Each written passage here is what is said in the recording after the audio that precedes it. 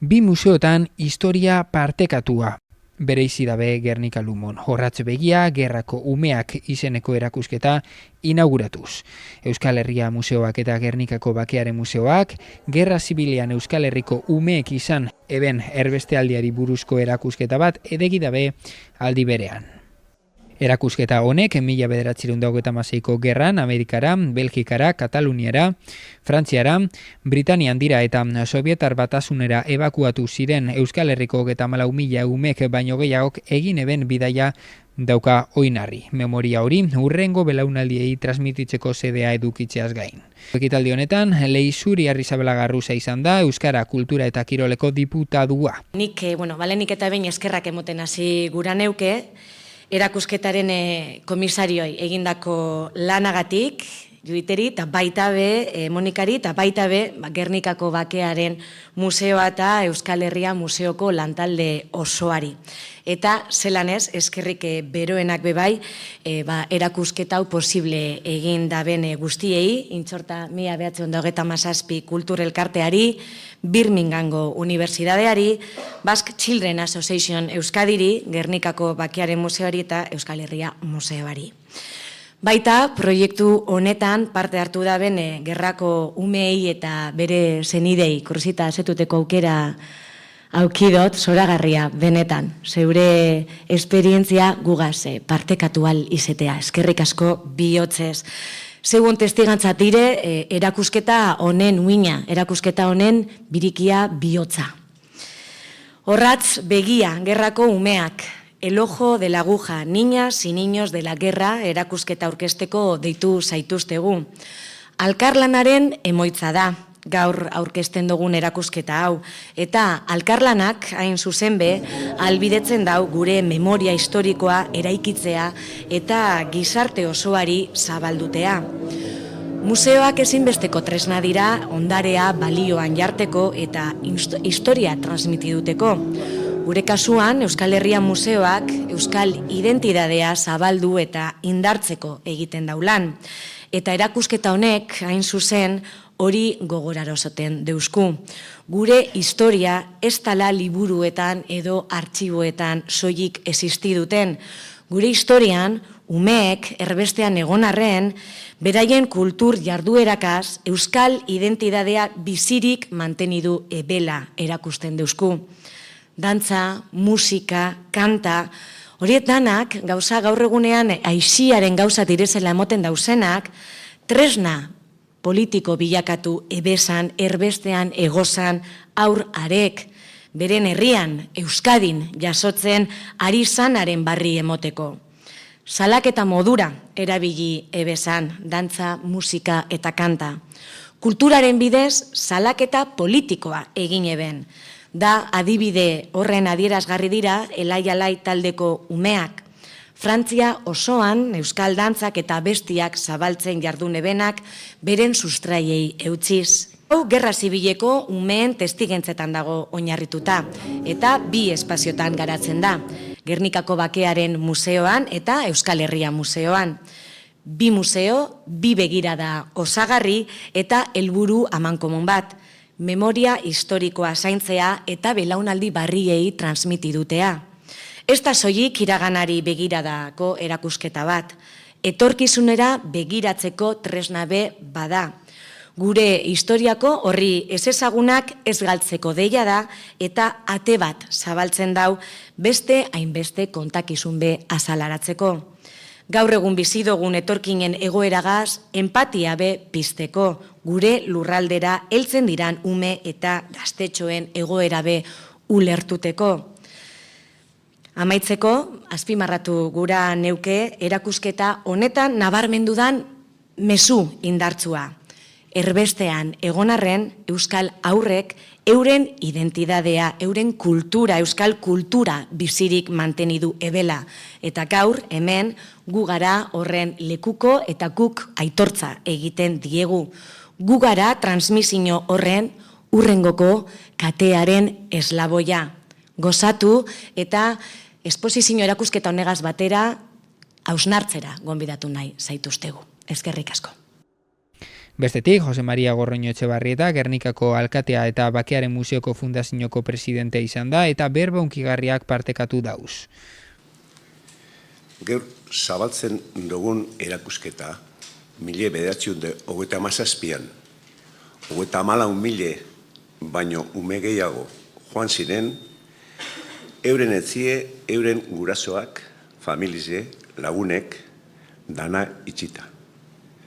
Kataluniara, Frantziara, Belgika, Rusia, Inglaterra, leku askotara. Hau ez da eskuteta geratu bier. Gure dugu aldanik eta jente gehiagok ezagutzea. Ezin dugu memoria historikoa galdu, memoria historikoak laguntzen deu violentzia baztertzen. Memoria da erremintxe bat, bakien eta giza eskubideen balioatan ezitzeko. Bueno, hoy me dirijo a ustedes con un profundo respeto y dolor por lo que vivieron los niños y niñas de la guerra. Probemos a cerrar los ojos y oír las sirenas, las bombas, las explosiones que aturdían, la muerte y los gritos de las personas en la calle. Intentemos comprender lo incomprensible que era esta situación para los niños en ese momento. Las heridas, las mutilaciones, el dolor físico y moral de ver a sus padres morir o marchar a la guerra, la incomprensión de no saber por qué sus padres no podían protegerles y permanecer con ellos. En cambio, preparar sus maletas o sencillamente alistarles con una muda de ropa para enviarles a otros países con tal de salvar sus vidas. Miles de pequeños que en 1937 se vieron obligados a dejarlo todo atrás, lo que quedaba de sus hogares, familias y amigos, partieron de nuestros pueblos y ciudades porque la violencia y el miedo les perseguían y debían salvar sus vidas.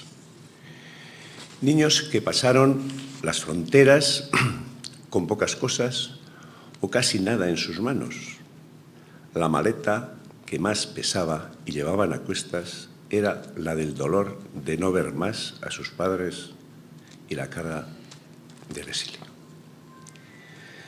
¿Qué sociedad era esa tan oscura y enferma? ¿Y cuál es la que vivimos ahora? ¿Cómo podemos asegurarnos de que ningún niño vuelva a perder su infancia por la violencia o la intolerancia? Vivimos actualmente acontecimientos de vergüenza y dolor. Una sociedad que ha visto la muerte de más de 50.000 niños palestinos y cientos de ellos muertos de hambre y desnutrición. ¿Esa es la sociedad que queremos? ¿Una sociedad de indiferencia ante el dolor y la guerra? La memoria de los niños y niñas de la guerra nos reclama de muchas maneras. Uno, que la violencia se vive en todos los ámbitos, desde el combatiente hasta los más inocentes, que la guerra de una u otra manera nos toca a todos. Dos, que la infancia no se debe vulnerar por ningún ideal político o proyecto de poder que justifique arrebatarle la vida a un niño. Y tres, nos invita a educar a las nuevas generaciones en el respeto, la solidaridad y la paz, en el fortalecimiento de nuestra democracia para que nunca vuelvan a repetirse aquellos horrores. Hoy, al recordarlos, queremos también reparar su olvido. Gracias al trabajo de asociaciones, familias y descendientes, sus nombres vuelven a salir a la luz y con ellos la dignidad que merecen. El mayor homenaje que dar a aquellos niños y niñas es asegurar que su historia no se pierda, que su dolor no se olvide. Ellos no pudieron elegir sus destinos, pero nosotros sí podemos dignificar su memoria. Luchemos para que nunca más un niño tenga que abandonar su tierra por la guerra. Hoy los miramos con emoción y respeto y con el compromiso de que sus historias quedarán en la memoria de las futuras generaciones y pueblos. Eskerrik asko, nik ikusten dut aben, gerrie biziguenak eta Gerniketik urten bierra ukingoana ume bat, horra ukurtzita, eta benetan nik honek eusek untzuten dute zenien, aben berbetaren honaz Jose Ramon Garaigaz, zelan beha nire familizen be pasesan. Nire ama, umetxu edala, eta beran aiztak, eselizioa bizi bierra ukingoen frantzizien. Eta nik olako ekitaldizietan gogoraten dozuz gure barik eta emozioz betetan zara. Baina, oin ikusten dozenien telebistan gazan zepastan da ben, arekumiek janbarik hiltzen, benetan hori da tristie eta negarretxeko gogoa emoten dugu. Oseak, eta nokin bihu zeu holako guzek ez dizien gertatu gehiago.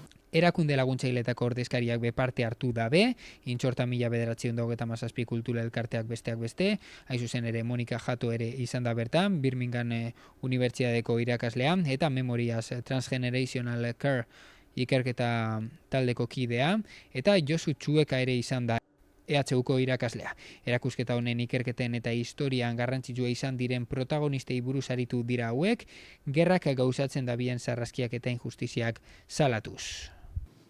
Erakusketa hau, esan dutenez, da ikerketa luze baten ondorioa, eta abiatu ginen oain dela urte batzuk, eta oain dela urte pare bat, jarri genuen lehenbiziko aldiz, Arrasaten, gero Zumaian, eta honera etortzea da guretako ohore eta aukera oso ederra.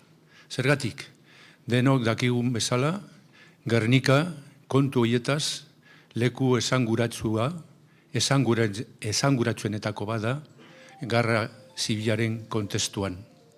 Ez bakarrik bombardaketaren gatik, baizik eta esate baterako, hemendik oso metro gutxira, 1936ko urriak 7 hautatu zuten lehendakari Jose Antonio Agirre. Eratu zuten Eusko Jaurlaritza. Gauza guzti hoietako asko bultzatu ziren, diputatuak aipatu ditun ekimen kulturalak, dinamika kulturalak erbestean eta horrela, Eusko Jaurlaritzari esker.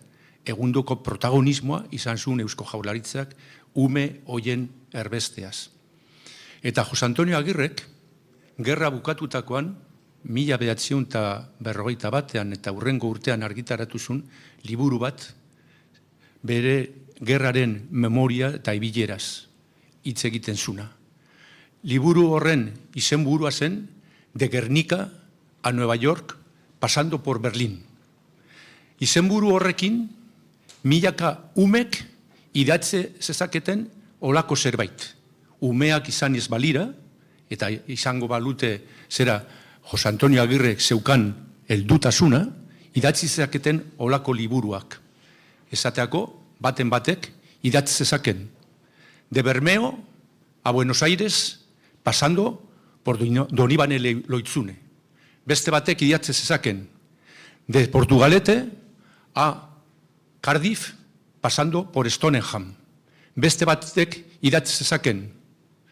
De Donostia a Donibane Garazi, pasando por Burdeos. Eta horrela, helmuga eta zera egoera ezberdinak jasan edo pairatu izan zituztenak erbestean. Zergatik erbestera? Erbestera jun ziren, Espainiako Gerra Zibila izan zelako, lehenbiziko aldiz, historian zehar, gerra orokorra. Ez zitula baztertzen, gerran zuzenean ari zirenak. Eta hori hasieratikan. Esan behar dugu, famatua da, noski famatuena, Gernika pairatu zuen bombardeo importante hori, baina gerra hasi bezain laster, astebete pasatu gabe, esateako, Otxandion, 50 piku hirurogei inguru hildako izan ziren, frankiste bombardotu zutelako, helburu militarrik gabeko herri bat. Eta hori biderkatu zen, edo hori errepikatu zen, gero Irunen, esateako, gerra zibezain laster, eta gero Eibarren, Bilbon, eta Gernikako bombardaketa iritsi arte. Bombardaketa hoiek, adierazi zuten, gerra orokorra egiten zutela frankistek, edo nazionalek. Hori dela eta isua nagusitu zen. Eta hori dela eta saiatu ziren, egin zuten bezala, Euskal Herritik kanpo, gerra leku horietatik kanpo, umeak, emakumeak, zaharrak eta bar ateratzen. Eta hori dela eta gorpuztu zen, Espainiako gerra zibilean, umeen aldetikan, izan zen erbesteratzerik haundiena. Ipar frontetik atera ziren barkuz, beste batzuk atera ziren lurrez, esatako Irungoak eta horrela, eta osatu zuten multzo ikaragarri hori. 30.000 lagun, 30.000 inguru ume izan zituna. Bai? Eta guk Gipuzkoako ikerketa egin genunean, neurri batean harritu ginen, zeren pentsatzen genuen, 10.000 inguru izango zirela. Gainditu genuen errez kopuru hori. Eta gaindituko dugu, segurazki, Bizkaikoa bukatzen dugunean. Errealitate, eta ez da bakarrik errealitate kuantitatibo, oso importante bat, baizik eta kualitatibo zer gertatu zen. Eta hemen, nik ezin dut denbora askoz gehiago hitz egin ta horrela, baina esan behar dut hori. Leku askotara jun ziren, baina batez ere izan ziren 4 herrialde, 4 kokaleku. Frantzian, Belgikan, SSB-en, Unión Sovietika delakoan, eta Britania hundian. Eta berriro bueltatzen gara parkatu Gernikara. Zen esateko, Britania hundia gerra horrekiko zinikoa zen, hasieratikan. Baina Gernikako bombardaketak aldatu egin zuen gobernuaren eritzia eta lehenbiziko aldiz Britaniako handiak errestu edo lagundu egin zuen edo posible egin zuen Britania hundira 4.000 jutea. Gauza guzti horietaz egin dugu ikerketa. Eta ikerketa oso seria da guk egindakoa. Espainiako artxibo nagusietan, Salamankakoan, Archivo General de la Administración delakoan, Archivo Histórico Nacional delakoan, eta Euskadiko artxiboan, noski, Kataluniako artxiboan, Frantziako artxibo departamental askotan, eta gero tokian tokiko hainbat artxibotan hemengoak. Hori dela eta azalaratu genuen, ezagutzen genuen errealitatea, baina errealitate asko handiagoa. Eta asmoa daukagu, esan dizuen bezala, zabaltzeko Bizkaira, egiteko Euskal Herriko osoko umen historia. Eta bukatzeko. Alkate jaunak esan du, eta uste du deputatuak ere bai aipatu du, baina gelditu naiz berak esandako bitzekin. Errespetu eta dolor. Errespetu eta minez bukatu behar dut hau. Esateko, gaur hemen ikusten dugun erakusketa, problematika hori, gerra orokorrak sortarazten dutena, umeen eta jende guztiaren erbesteratzea, gaur egun zoritxarrez, 21. mendean errepikatzen ari da hainbat tokitan. Eta denok daukagu aurrez aurre, egunero, informazioa horretaz. Palestinaz hitz egin behar dugu, errespetuz eta mina hundiz. Eta bukatzeko ja, eta berriro Gernikara bueltatuz, Iparragirrek, beste erbesteratu bat, 19. mendekoa, idatzizun, badakizue, gure Gernikako arbola. Eta hor, pasarte batzuk oso ezagunak dire. Baina beste pasarte batzuk ez dirain ezagunak. Eta badauka pasarte bat esaten duna. Erregutu diogun jaungoiko jaunari pakea emateko orain eta beti. Nik esango nuke. Erregutu, eskatu, exigitu dezaiogun mundu osoari, Palestinari, bakea beti eta betirako emateko. Viva Palestina libre, free Palestine, gora Palestina, eta ume hoiekiko, palestinar guztiekiko, gure elkartasun bizena, Gernikatik. 2019 urtearen amaieratik ona, Euskal Herriko umeen erbesteratzea ikertzen hasi ginenetik, Intxorta 1997 kultura elkarteko kideek kontuan hartu ditugu aurretik egindako ikerketa lanak. Eta dozenak artxibo bizitatu ditugu Europan, Amerikan, Espainiako estatutuan eta Euskal Herrian. Lanen ondorioz, bi gai garrantzitsuarekin konturatu gara. Lehenik eta behin, erbesteratutako aur horiek bizi ziren jatorrizko herrietako artxiboak, 1940 erroldak, oso garrantzitsua dira, goragoko mailako beste artxiboetan nekez agertzen dena ezagutzeko. Hau da, erbestean jaiotakoak nortzuk izen ziren ezagutzeko. Gipuzkoako ikerketa egitean, erbestean jaiotako 300 ume aurkitu genituen. Inungo artxibotan dauzena jasota. Eta orain, Bilboko udalaren artxiboen laguntzari esker, badakigu 226 ume erbestean jaio zirela bilbotarrak. Eta horietarik, dakigu baita ere, 76 behintzat biziri daudela gaur egun, Bilbon. Bigarrenik, funtsezkoa da biziri dealuten personekin eta haien ondorengoakin lehen harremanetan jartzea, elkarrizketak egiteko eta gure ikerketa lana aberasteko.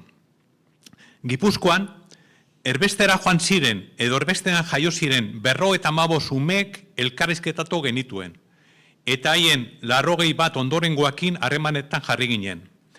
Harreman honek osteko ikerketa gaia gizarteratzen lagundu zigun. Lurraldean erakusketa ibiltide bat egin genuelako. Arrasaten, Zumaian, Marzo Andoaingora eta ekainean Bruselaseko Euskal Etxera. Harreman Gipuzkoako Foru Aldundien laguntzarekin, baita aipatu behar da. Erakusketa horren zati bat, ona ekarri dugu eta hemen dakuzu erakusgai. Gaur egun, Bizkaian, Araban eta Nafarroan ari gara ikertzen. Orain arte, almarrizketa egin diogu erbesteratutako personei eta haien beste 10 bat ondorengoakin jarri gara harremanetan. Gure helburua Euskal Herri osoko erbesteko umeen erakusketa orokor handi bat egitea da. Eta ja, badaukago lekua eta eguna, eta izenbida. Maiatzaren 22an, 2027an, Bilboko Itxar Museoan. Santurtzitik, Sauntontonera, Habana ontzia, irten zauen egun berberan. Une honetan, gurentzako arazori larriena erbesteratutako neska mutikoekin harremanetan nola jarri da. Gu eurekin edo eura gurekin. Horregaitik, dokumentatuta ditugun Bilboko artxiboetako 76 aurren zerrenda, zuen edabideetan argitara dezatzuen eskatu gura dizuegu. Ikerketa honetako beren lekukotzat eta esperientziak ekarri nahi badituzte, gurekin bat egin dezaten, telefonoz edo posta elektronikoz bidez, 6-8-8-2-0-3 bat, edo Intxorta 1997 abildua@gmail.com. Eta bukatzeko esan, kruzita hemen dauela, baina baita dauelan behien jarrita, beste gerrakume bat, arrasatekoa, eta bere izena dela Olga Vitoria.